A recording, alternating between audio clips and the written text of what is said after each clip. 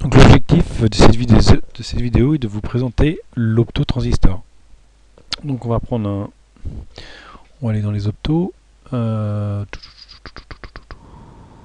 Optoélectronique. 435. On va prendre celui-là, il y a un modèle. Voilà, 435. On va faire un miroir X. Voilà, comme ça c'est mieux. Voilà. Donc on va aller chercher un button.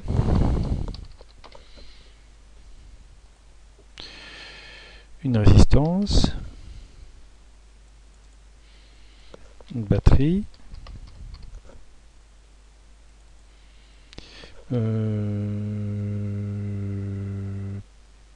Un moteur.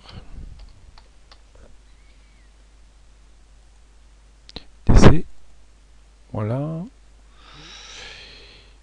Et puis on va aller voir dans le 4N35, on va aller voir les caractéristiques. 4N35. Alors.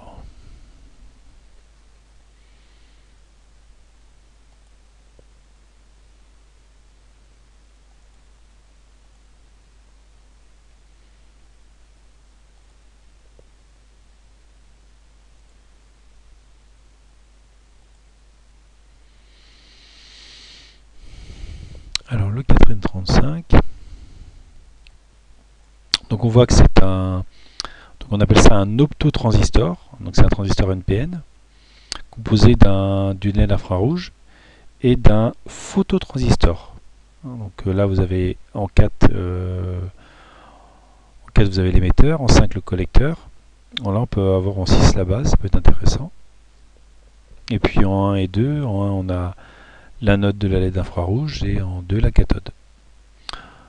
Donc là les valeurs, on peut 6 volts au niveau du courant dans la LED, ne pas dépasser, pardon, 60 mA, excusez-moi. Tension inverse ou avec lequel on claque la LED infrarouge, c'est 6 volts. Ensuite le VCE, on ne doit pas dépasser 30 volts entre collecteur et émetteur. Le courant de collecteur 150 mA. Donc c'est-à-dire que le courant dans le moteur sera inférieur à 150 mA. Et puis ce qui nous intéresse aussi, c'est la tension dans la LED infrarouge, 1,5 volts. Donc voilà ce qui nous intéresse. Donc on va les mettre un button. Donc la résistance, donc on a dit... Alors la résistance, donc on a dit, on va mettre, donc on peut dépasser 60 mA. Alors la relation qui est entre l'entrée et la sortie, c'est le taux de transfert. Alors le taux de transfert, on a un chez FET 400. Le taux de transfert, où est-il?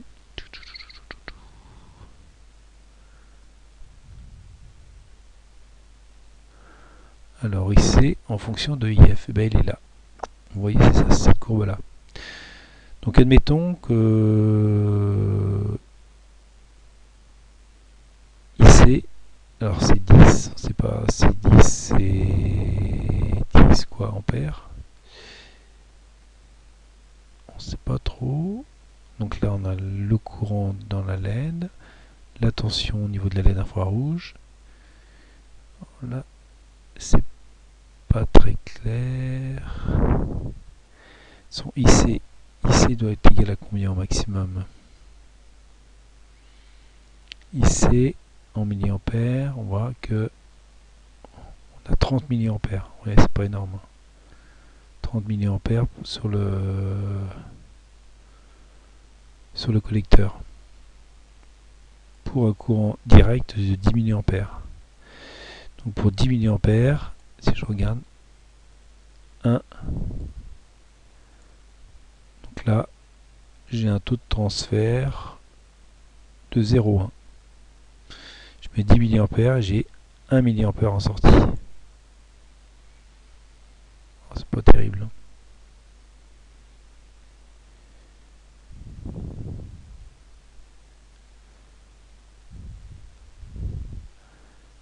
Et là, le taux de transfert,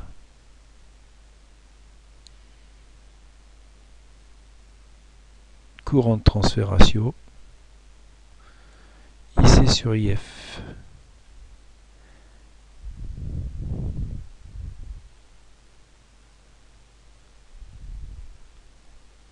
CTR, le taux de transfert.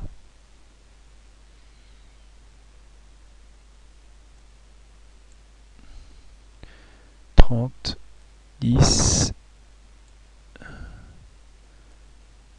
Ah, c'est marrant parce que là on a un taux de transfert de... On a 30 mA pour 10 mA. Donc on a un coef de 3. Et donc en pourcentage ça fait 300. C'est bien logique. Mais par contre si on regarde la caractéristique, pour 10 mA, IC, ouais, mais on est un petit peu au-dessus. Ouais, donc c'est possible. 1, 2, non, on devrait être là. Ouais, donc c'est pas... Normaliser IF 10 mA. 10 mA, oui. Donc là, il y a une petite incohérence au niveau de la caractéristique. Bon, là, on va vérifier ça, par exemple, cette valeur-là. Donc on va mettre un IF à 10 mA. Et normalement, on doit avoir un IC à 30 mA.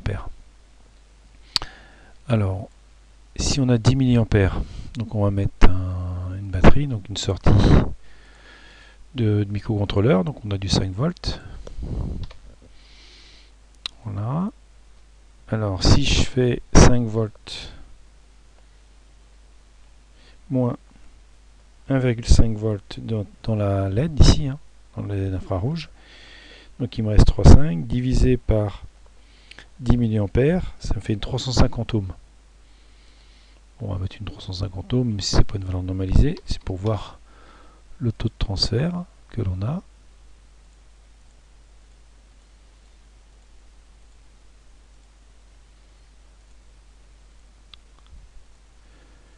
Alors ce qu'on va faire, c'est qu'on va mettre... Je n'aurais pas dû faire ça. On va mettre un ampèremètre.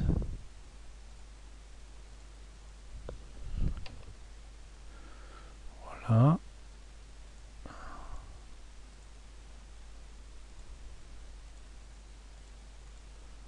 Et on va simuler cette partie-là. Donc je devrais avoir 10 mA là, en fonctionnement. Ouais, bon, ça a l'air d'être bon. On va mettre en milliampères.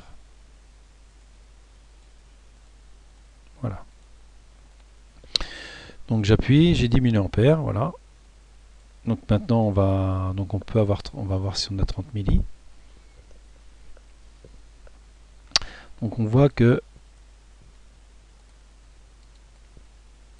on va faire une isolation galvanique, hein, mais bon, on va réutiliser, on va essayer de ne pas mettre de masse, voir si ça colle.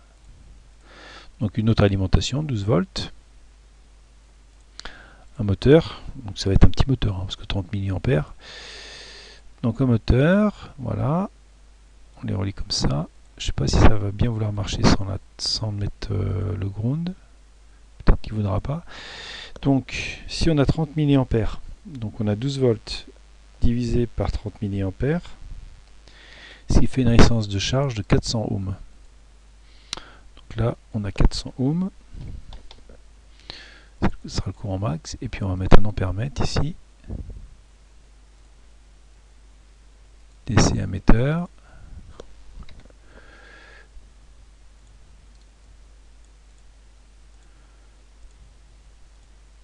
Et donc normalement, on doit avoir 30 mA.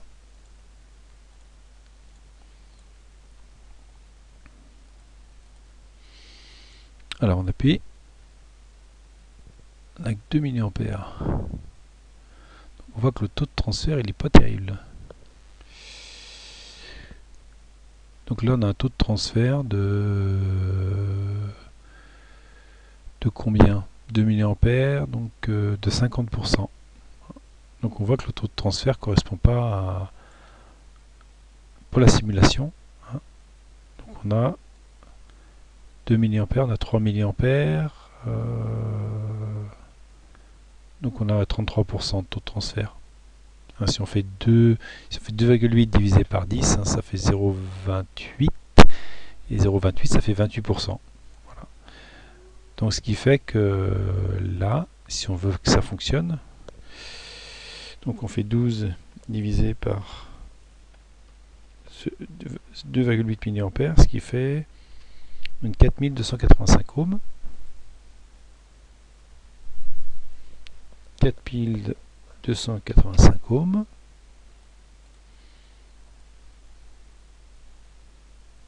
Voilà, et donc le moteur tourne plein pot. Hein. Là, il roule bien, hein, il tourne bien. Alors, on pourrait mesurer la tension. Donc là, c'est vraiment un petit moteur. Hein. C'est un micro-moteur. On pourrait mesurer la tension collecteur-émetteur et s'apercevoir que lorsque la LED n'est pas alimentée, on a 12 volts.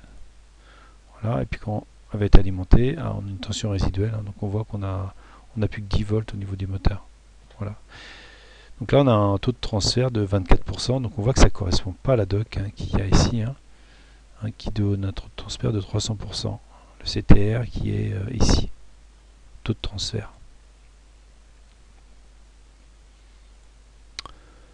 Donc si on augmente bien sûr le courant, hein, donc si on diminue si on met une résistance de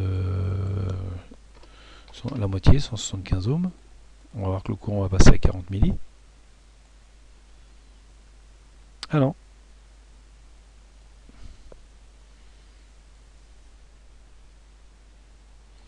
Bizarre ça. Si on fait 5 volts moins 1,5 divisé par 175 ohms, ben ça fait 20 mA, donc c'est moi qui suis fatigué. Donc ça fait 3,5 divisé, donc si je veux 20 milli, j'avais combien tout à l'heure? Ah oui, j'avais 10 milli tout à l'heure, d'accord. Donc là, j'ai 20 milli, et je vois que, en fin de compte, j'augmente pas le courant. Donc on va mettre une 100 ohms. Si je mets une 100 ohms, j'ai 32 milli. L'avantage c'est que... Ah oui, c'est normal parce que la résistance de charge est la même ici. Donc le courant ne va pas être modifié. Par contre, ce que je vois, c'est que je sature mieux le transistor. Vous voyez que le UCE ici vaut 0,2 volts. Donc le transistor là, il est bien saturé. Maintenant, si la charge a une résistance beaucoup plus faible, hein, par exemple, on va diviser par 2, on va mettre 2000 ohms.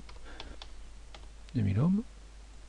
Là, le courant va augmenter au niveau du collecteur. Et la tension UCE va augmenter aussi un petit peu. Et là, le taux de transfert, donc on a 5,83 divisé par 32,7, donc fois 100 pour le pourcentage, donc ça fait du 17%. Voilà. Donc l'équipement qui est simulé là ne correspond pas à la doc technique du 4N35. Donc là, le 4N35 est meilleur, hein, on a un rendement de 300%, hein, c'est-à-dire qu'on a une multiplication du courant. Alors, est-ce qu'il y a une particularité sur la base? Non, voilà, résistance de charge traditionnelle, hein, l'isolation galvanique. Non, il n'y a rien de spécial sur la base. Parce qu'on voit que la base est accessible sur la borne 6. Voilà. Donc l'isolation galvanique, elle est où ici hein, sur le montage? C'est qu'on voit bien qu'on a une partie puissance ici et une partie commande ici.